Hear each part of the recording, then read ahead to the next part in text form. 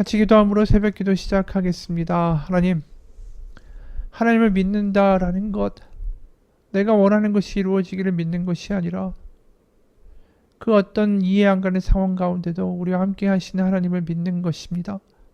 오늘도 믿음 가운데 승리하게 하시고 믿음 가운데 걱정과 두려움을 이겨나가는 승리하는 우리가 되게 하여 주옵소서. 예수님 이름 받들어 기도합니다. 아멘. 사도행전 22장 12절에서 29절입니다. 사도행전 22장 12절에서 29절까지의 말씀입니다. 율법에 따라 경건한 사람으로 거기 사는 모든 유대인들에게 칭찬을 듣는 아나니아라 하는 이가 내게 와 곁에 서서 말하되 형제 사울아 다시 보라 하거늘 즉시 그를 쳐다보았노라.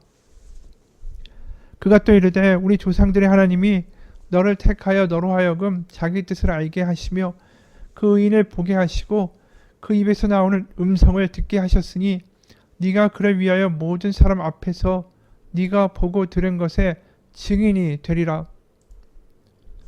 이제는 왜 주저하느냐? 일어나 주의 이름을 불러 세례를 받고 너의 죄를 씻으라 하더라.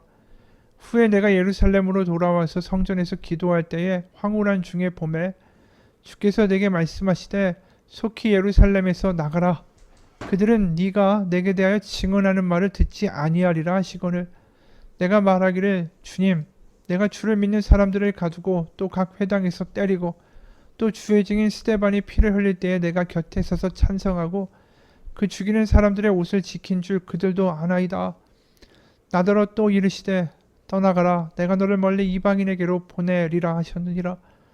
이 말하는 것까지 그들이 듣다가 소리질러 이르되 이러한 자는 세상에서 없애버리자 살려둘 자가 아니라 하여 떠들며 옷을 벗어 던지고 티끌을 공중에 날리니 천부장이 바울을 영내로 데려가라 명하고 그들이 무슨 일로 그에 대하여 떠드는지 알고자 하여 채찍질하며 신문하라 한데 가죽줄로 바울을 매니 바울이 곁에 서 있는 백부장더러 이르되 너희가 로마 시민 된 자를 죄도 정하지 않고 채찍질할 수 있느냐 하니 백부장이 듣고 가서 천부장에게 전하여 이르되 어찌하려 하느냐 이는 로마 시민이라 하니 천부장이 와서 바울에게 말하되 네가 로마 시민이냐 내게 말하라. 이르되 그러하다. 천부장이 대답하되 나는 돈을 많이 들여 이 시민권을 얻었노라. 바울이 이르되 나는 나면서부터라 하니 신문하려던 사람들이 곧 그에게서 물러가고 천부장도 그가 로마 시민인 줄 알고 또 그 결박한 것 때문에 두려워하니라. 아멘. 바울은 계속해서 자기가 변할 수밖에 없었던 예수 그리스도의 복음을 말합니다. 바로 자신에게 핍박당하시는 주님, 그 핍박당하는 자들과 함께 하시는 주님, 그래서 자신의 핍박도 얼마든지 주님이 이 곁에 계시다라는 확신 가운데 지금 복음을 전하고 있는 거죠. 그래서 자신이 당하는 고난이 주님이 안 계시다라는 것으로 해석하는 것이 아니라 항상 그 고난 가운데 주님이 함께 하신다라고 생각했던 바울은 골로새서 1장 24절에 이런 말까지 하죠. 골로새서 1장 24절 나는 이제 너희를 위하여 받는 괴로움을 기뻐하고 그리스도의 남은 고난을 그의 몸된 교회를 위하여 내 육체에 채우노라. 내가 당하는 고난이 나만의 고난이 아니라 그리스도의 고난이다라는 확신이 있는 거죠. 그래서 자신의 고난 가운데 주님이 함께 하시기 때문에 오늘도 담대하게 그 유대인들 앞에서 지금 선언하고 있는 거죠. 맞습니다. 우리가 이 대단한 믿음이나 순교자들의 믿음을 보면서 무슨 생각을 하냐면 저 사람들의 믿음이 정말 대단하다. 저 사람들의 확신과 신념이 참 대단해. 나는 그들의 믿음의 발가락에도 미치지 못해. 이런 말을 많이 합니다.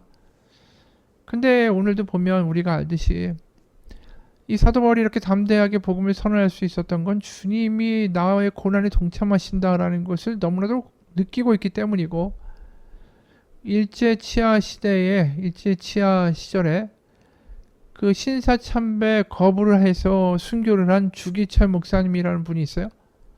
이분이 마지막으로 이제 설교를 하고 감옥에 다시 갇혀서 운명하셨는데 이런 이야기를 하셨어요. 처음에는 우리가 십자가를 집니다. 하지만 나중에는 주님의 십자가가 우리를 저어줍니다. 주님을 위하여 오는 고난을 내가 이제 피했다가 이 다음에 무슨 낯으로 주님을 대하겠습니까? 이 다음에 주님이 너는 내 이름과 평안과 즐거움을 다 받아 누리고 내가 준 유일한 유산인 고난의 십자가는 어찌하고 왔느냐라고 물으시면 내가 무슨 말로 대답해야 합니까? 다시 말하지만 처음에는 우리가 십자가를 지지만 나중에는 십자가가 우리를 져줍니다. 십자가, 내 죄 십자가만 바라보고 나아갑시다. 이번에 설교에서 뭘 말하고 있습니까? 맨 처음엔 내가 십자가를 지는 것 같고 너무 고통이고 너무 힘들고 너무 좌절이지만 나중에는 주님의 십자가가 우리를 져준다라는 역전의 이야기를 하고 있는 거죠. 오늘 바울의 경험이 그거예요. 지금 자신이 당하는 고난 가운데 예수님이 함께 하신다. 그것이 느껴지니까 자신의 고난을 자신이 감당하는 게 아니라 주님이 져주고 계시다라는 거죠. 그러면서 예수님은 부활하셨고 하나님의 아들이시고 그분이 메시아다. 그런 이야기를 계속해 나갑니다.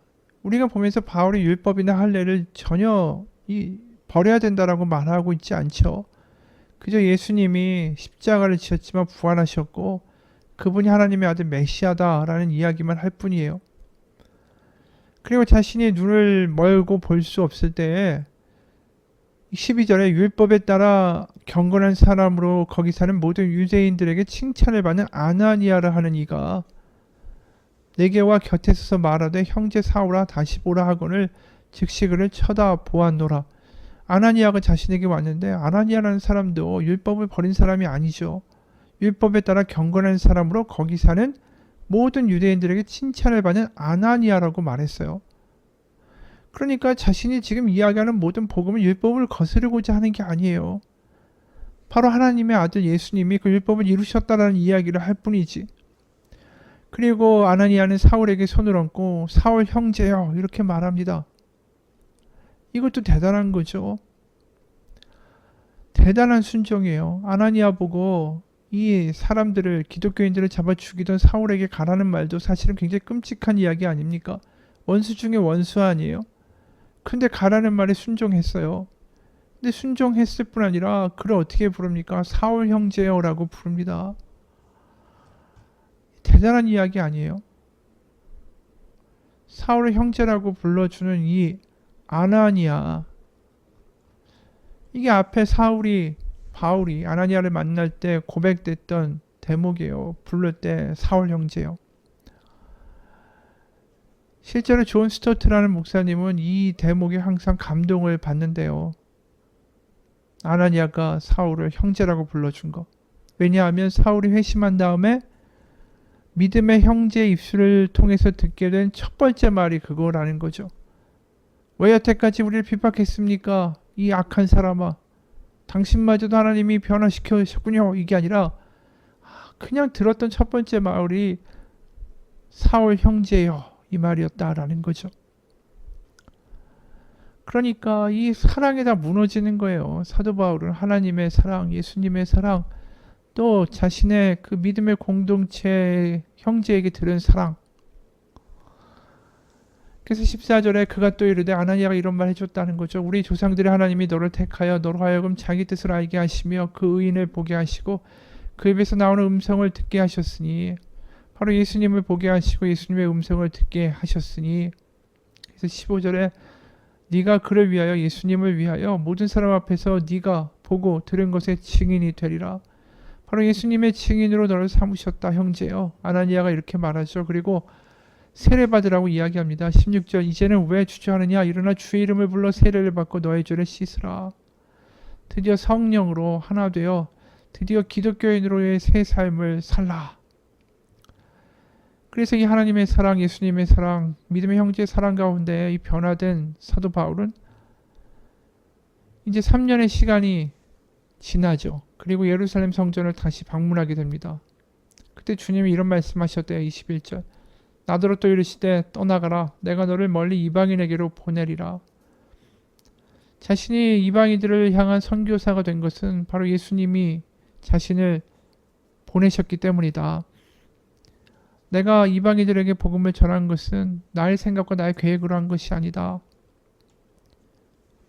하나님이 날 세우시고 인도하신 것이다. 그래서 오늘 사도 바울이 하는 말 중에 이 하나의 단어가 반복됩니다. 증인이라는 단어예요. 15절에 네가 그를 위하여 모든 사람 앞에서 네가 보고 들은 것에 증인이 되리라. 또 20절에 또 주의 증인이란 말 나오죠. 스데반이 피를 흘릴 때 내가 곁에 서서 찬성하고 그 죽이는 사람들의 옷을 지킨 줄 그들도 아나이다. 스데반도 증인이고 자신도 증인이라고 말합니다. 그러니까 자신이 어떤 성도나 신자라고 말하지 않고 증인이라는 말을 해요.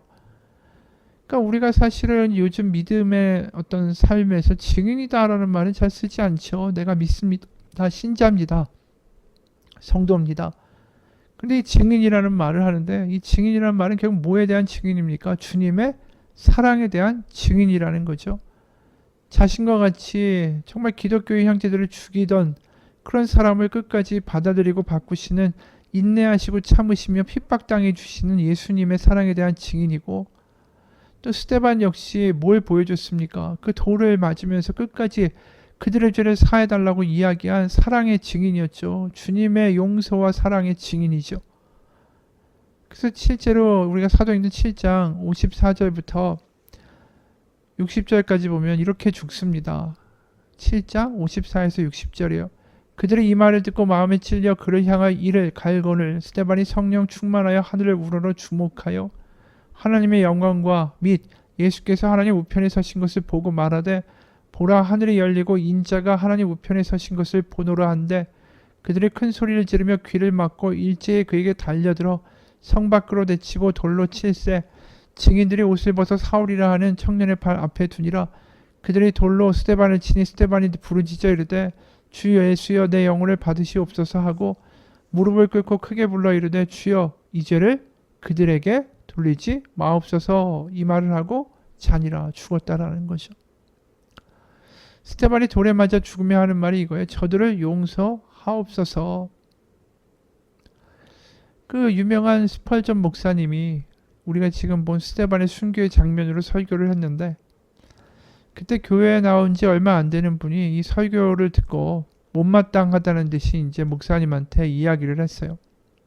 스데반이 돌에 맞아 죽을 때 하나님 뭘 하고 있었습니까? 왜 구해주지 않았습니까? 왜 하나님의 그 자녀가 죽는 꼴을 하나님 그냥 보고 계셨냐? 라는 질문이었죠. 그랬더니 이 스펄전 목사님이 이렇게 대답했어요. 하나님께서는 스데반에게 용서하시고 사랑하는 마음을 부어주셨습니다.